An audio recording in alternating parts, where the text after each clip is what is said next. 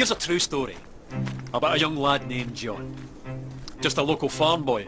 There was something special about the lad.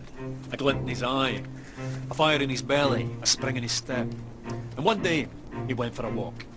Now this walk began when his father died. The year was 1819, and he was just 14 years old.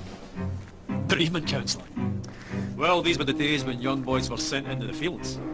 The mills, the mines, tough times. But young John was smart enough to be lucky. His father's farm, where he was born and raised, was sold, and the proceeds used to open a grocer's. Big responsibility for the wee lad. His own shop in Kilmarnock, with his name on the door, John Walker. Or Johnnie, as the world now knows him. Back then, all grocers stocked a range of local single malts, but they could be a wee bit inconsistent.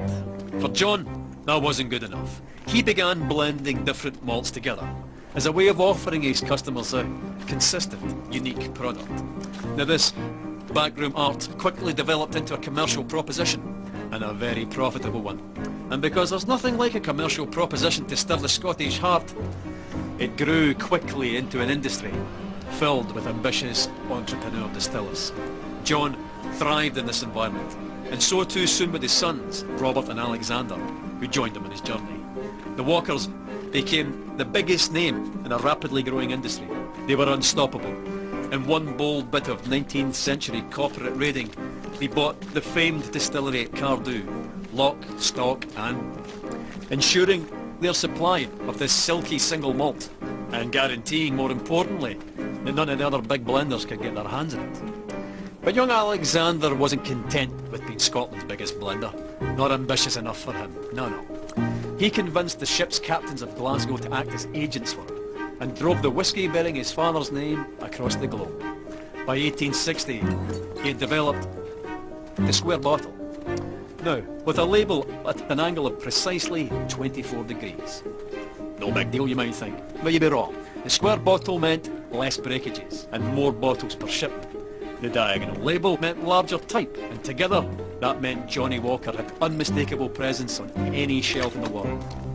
The bottle became an icon, and the rich liquid it contained sought after and consumed across the globe. Quite a character, Alexander Walker.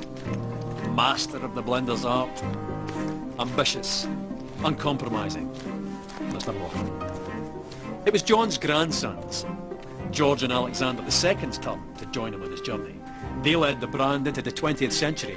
By 1909, they had developed the iconic red label and black label, and persuaded Tom Brown, the best young illustrator of the day, to sketch a striding man in a napkin during a business lunch. In the stroke of a pen, the Victorian grocer was transformed into an Edwardian dandy. By 1920, Johnnie's walk had taken him through 120 countries, and he continued walking through the brand's advertising over the next 50 years, into the fabric of global culture, deep into the dark hearts of several wars, to the pleasure palaces of the aristocracy, immortalised by screen legends, celebrated by filmmakers, singers, songwriters, novelists, shoulder to shoulder with the great sportsmen of the age, winning countless international awards for quality, and even being awarded the Royal Ward by King George V. No going back after that. Not that going back would even have occurred to Johnnie, or any of his family. By the end of the 20th century, the familiar red label and black label were joined by the green label, the gold label, and the grandest of them all, Johnnie Walker Blue Label. By the beginning of the 21st century, Johnnie Walker wasn't just the world's biggest whisky brand, but an international symbol of progress. The brand's keep walking mantra, adopted by pro-democracy protesters and parliamentary speechwriters. What would the farm-born Victorian grocer have thought of all of this? He'd have loved it. A Victorian farm-born grocer he might have been, but he and the family that followed him were possessed by a fiery ambition with the skill and intelligence to match. 200 years later, and Johnnie Walker's still walking, and he's not showing any signs of stopping.